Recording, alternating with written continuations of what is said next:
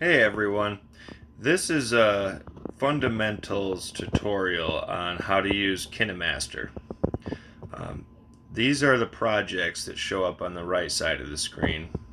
Um, as you can see, I have quite a few. There's some other features. There's a link to the Kinemaster YouTube channel, which shows a lot of different videos about what you can do with Kinemaster.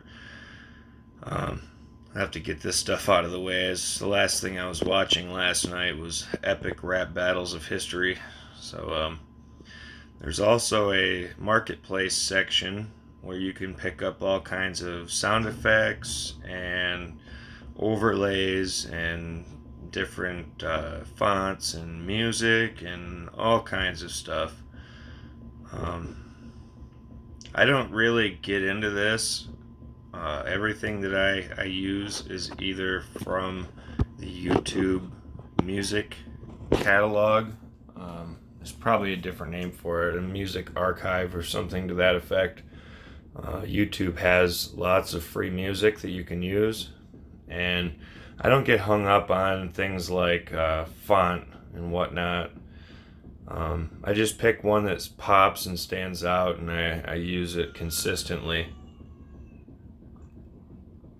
So you can see there's all kinds of stuff right here that you could potentially get into with Kinemaster, but I'm not going to right now. Today I'm going to cover the fundamentals. So open a project, choose an aspect ratio. There's 3 of them. I'm going to use 16 by 9 here, the long ways, but 16 by 9 up and down is if you film with a phone camera and you hold it up and down. That's going to be the ratio you use. If you want people to view it the same, whether their phone is tilted sideways or up and down, you use 1 by 1. It gives you a square image ratio. But we're going to use 16 by 9. So this right here in the middle, that is your playhead. That dictates where at in your video clip you are. It will have a time readout. So we'll go ahead and open up some media, and I'm gonna grab just a quick bird video. Got lots of different things you can choose from, but for the sake of a tutorial, it doesn't really matter what the content is as long as I can describe what I want with that content. So we're gonna choose this video here. It's 24 minutes long. Go ahead and hit the check mark to open it. And then we're going to go ahead and trim off the end where I retrieved my camera from my screen door. And right about here is where it quits moving. There. So we're going to go ahead and trim to the right of the playhead. So we're going to open up the clip, go up to the scissors, which there's a lot of options here. And we'll go over some of them. Vignette gives it a little bit of a classy look. So we'll go up to the scissors, select them, and select trim to right of playhead. This is going to cut everything to the right of your playhead off. So pretty simple. So the next thing is this button here moves you from the beginning and back to the end of your clip. So, well, actually, to the beginning to the end of your project. It'll skip all the clips you have, but it's a good way to get around from beginning to end without doing a bunch of dragging. So you can move the clip by selecting it and dragging it back and forth. But we're going to go ahead and put our intro and our outro together. I'm going to start with the black background. If you hit the check button, it brings you out. But if you hit the back arrow, it takes you back into the menu. So we're going to go ahead and put our intro in, and then use the button in the left-hand bottom corner to zoom to the end, and then throw our outro in. And I like to add a little bit of the black background just to serve as a medium between the video and my intro and outro. That way, when it fades into the outro, it's not cutting off some of the video and audio that's there. We're going to go ahead and select this white button. It's for transitions. And go to classic transitions and select crossfade. You can change the time that it takes to fade from ultra fast to ultra slow. We're going to pick about 1.5, I think. It looks good. And then you can select the background clip and actually shorten it down so it's not so long, so that when you play it all through, it fades to black and then the outro comes up.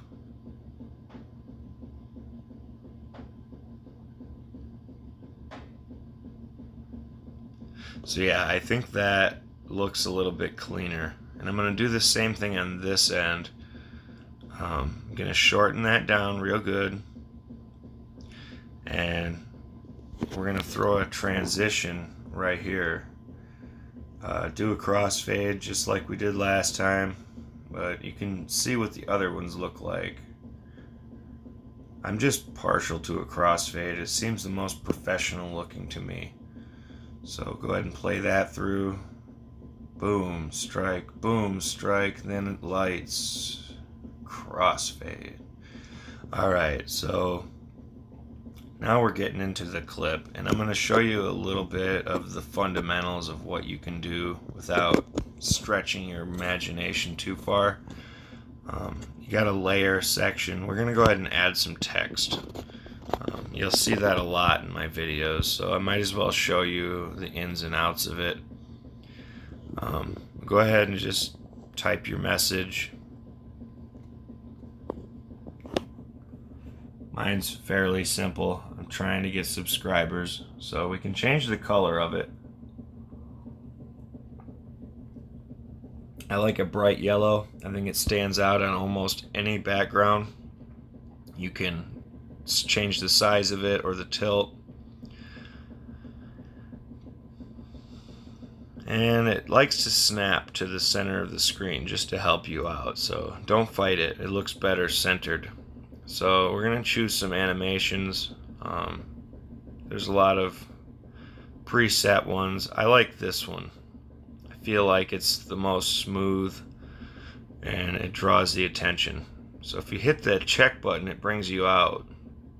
So hit the little back arrow next to in animation. Instead, it'll take you back to the menu, instead of making you select the clip all over again. So we can change things here. We can flip it around. It's not really something that I would do, but the options are there in case you have a different plan. But we're going to go ahead and dip the opacity down a little bit just so it doesn't pop so much, but it's still visible. So upper 70s or so. And then there you have it. And the reason I put the arrows there is because I have set up my YouTube videos to automatically have a watermark in the bottom right hand corner. So I'm pointing towards that. It's pretty small, it's hard to see, but it also doesn't take away from the content, and it serves its purpose.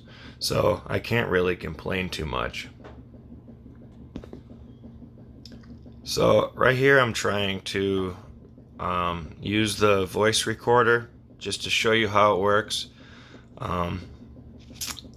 With my app for screen capture, I actually can't use that function. I'm not entirely sure why, but it stops me from being able to use it.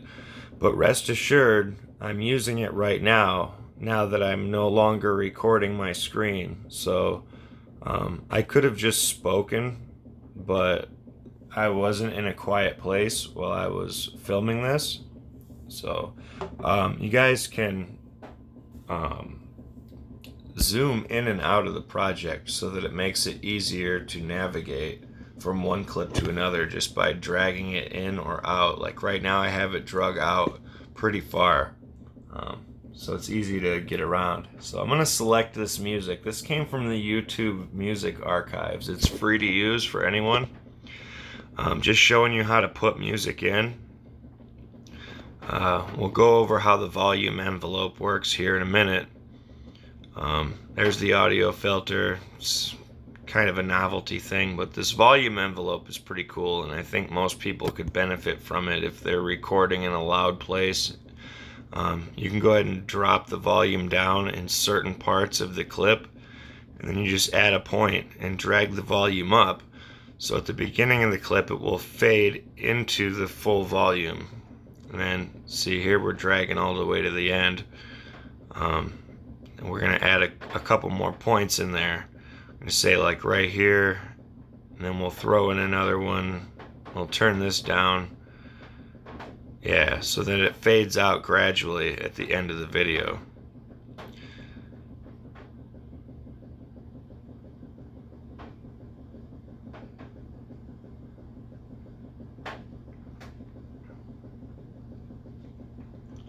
So it should be fading out right now. You guys kind of get the idea of how a volume envelope works.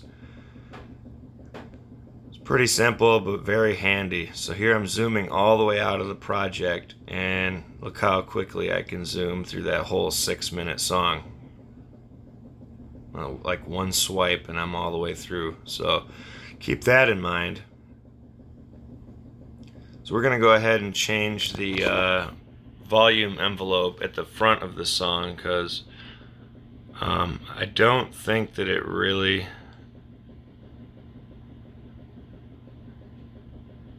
doesn't really sound like it's fading correctly the way I would like it to. So we'll just turn it down a little bit so that it's not as loud and protruding. And then well, maybe we'll change it up at the end. As you can see, it takes considerably longer to zoom to where you want when you're zoomed out of your project all the way. But I think what we're going to do is work on how to do some basic cuts and some basic cropping and try to get a cool shot of this bird flying in here. So we're going to go ahead and click the cut button and split at the playhead, and then scroll forward until this bird lands and place another cut at the playhead there. And we're going to go ahead and play with these a little bit and make it look flashy. I covered what I'm about to do in my last video, but I feel like going over the fundamentals step by step is key for some of you who may not know the basics of Kinemaster or why you should use it. There are some functions that I've showed already, like splitting at the playhead. It's not immediately available in most of the video software editors that I've found. Kinemaster is by far my favorite. It's the only one I use now. So we're going to go ahead and crop this to where we zoom in on the bird as he flies into the frame.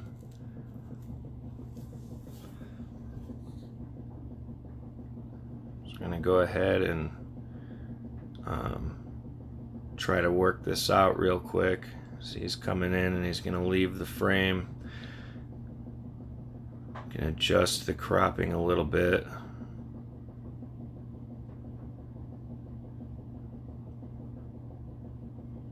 Try and push this to the max and go right to where it'll allow us to split the playhead, split it again, and then go through and readjust the cropping.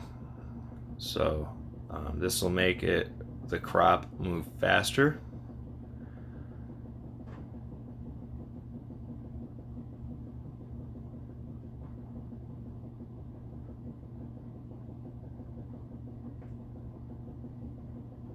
Alright, now let's see how this looks.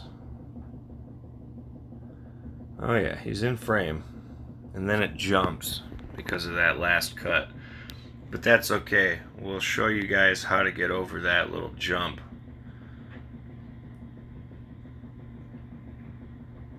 And that's what I covered in my last video, is how to clear up that jump in the camera.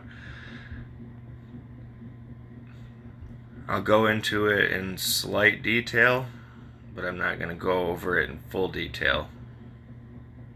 because if you guys want to see that, you can just check out the last video where I coincidentally only showed a little bit of the functions of how to trim and how to crop. So we're placing a layer here. I did it wrong, so I'm going to go ahead and get rid of that. What we're going to do is actually select, see, that's a still frame. We're just going to junk that. That was my bad. We're going to select the clip that we want to start with, which is this one, I believe. We're going to select that clip and move all the way to the end. So it's that short clip.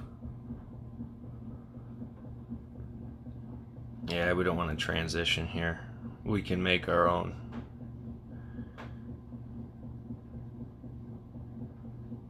So we'll select this clip to start with, I believe, move all the way to the end. Oh, okay. Yeah, we're gonna lead into the zoom before we really need to be there, so that it comes in, yeah, a little bit more smoothly.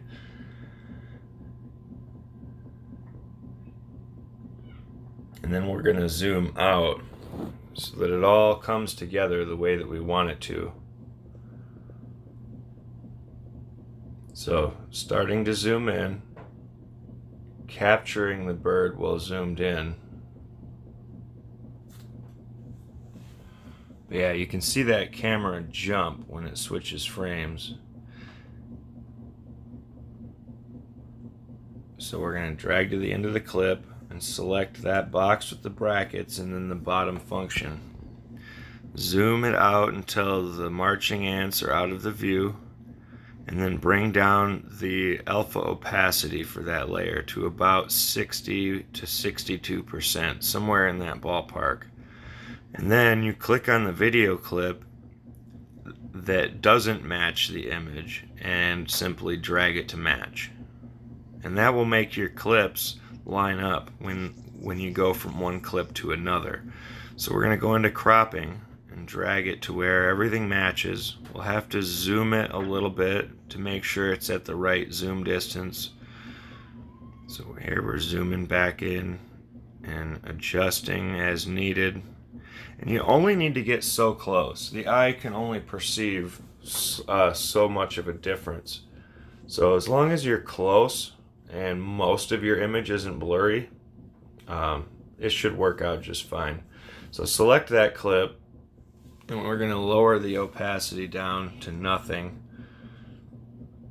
I'm just minimizing the size of the clip because it doesn't need to be that long. So now when we go through, boom, there's no jump. So we're just going to continue to do this, going from clip to clip. See, it jumped there, and we're going to select this clip right here, move to the end, select the box with the brackets and choose the bottom option, stretch it out so that the marching ants are no longer visible. We're going to drop the alpha down to about 61 to 62%. And then we can shorten this clip down just to get it out of the way. Move to the, move the image layer and then select the clip, move to the beginning of it and crop it to where it matches. So we're gonna have to play around a little bit and find the shapes, match them together.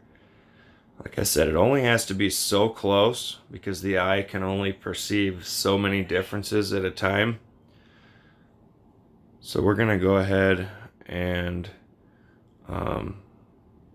hit the check button, drop the opacity down now that we have it matched.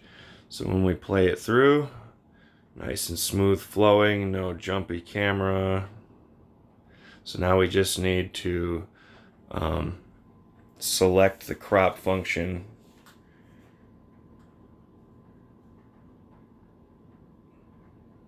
Sorry, got ahead of myself. Stretch it out, drop the opacity, match it up.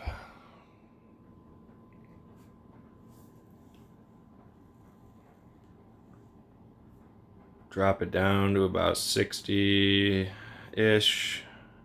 Now we're going to have to go to this clip and zoom in on the crop, because as you can see, we're at a totally different zoom level. But that's okay, we can fix it. Just grab in, zoom, you can see the big black bird feeder on the image, and just find it in the clip and match them up as best we can. And for now, I think that ought to be good enough, just about. So we'll go ahead and hit that check mark, drop the opacity down one more time, boom, hit the floor with it. So that should begin to zoom back out. And there you have it, the fundamentals.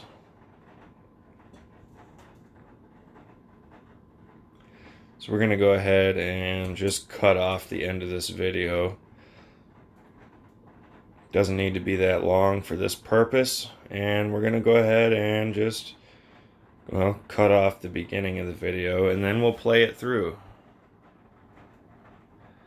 Just kind of seeing how much we got here. Yeah, it's a good 40 seconds too much. So we'll go ahead, come back to right about here after that, cut it, get the music out of there here in just a second.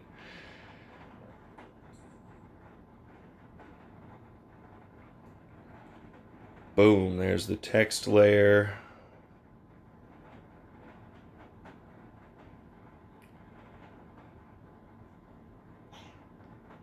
Bird flying in, zooming out, and fade to black. Get rid of that music, because I don't think it's necessary. I was just showing you guys how to put it in.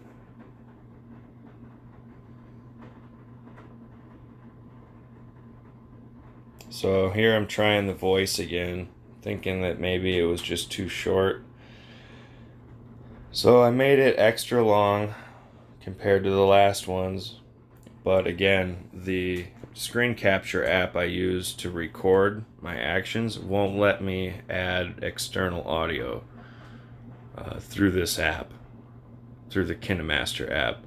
So I'm just doing it after the fact, no big deal. Yeah, there's all kinds of different effects you can get. They don't really always work for what I do, but I'm just showing you they're here. So we'll go ahead and get rid of the overlays. There's also a handwriting function that allows you to construct circles, lines, X's, squares, arrows, all kinds of stuff that you can use to help your audience understand what you're doing, or point something out to them, or highlight something. It's all pretty basic, really, but that's this video is about, is the fundamentals. So yeah, you can use the pen or the brush, or you can use pre-made shape setups. And the decent thing is that when you're all done with it, you can just select the handwriting if you don't like it and 86 it, like such.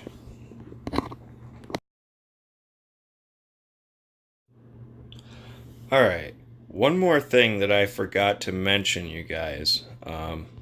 Here's the clip of the bird flying in. We're going to select the clip, go to speed, and let's just drop that down to half speed and see what we got. Yeah, I like that.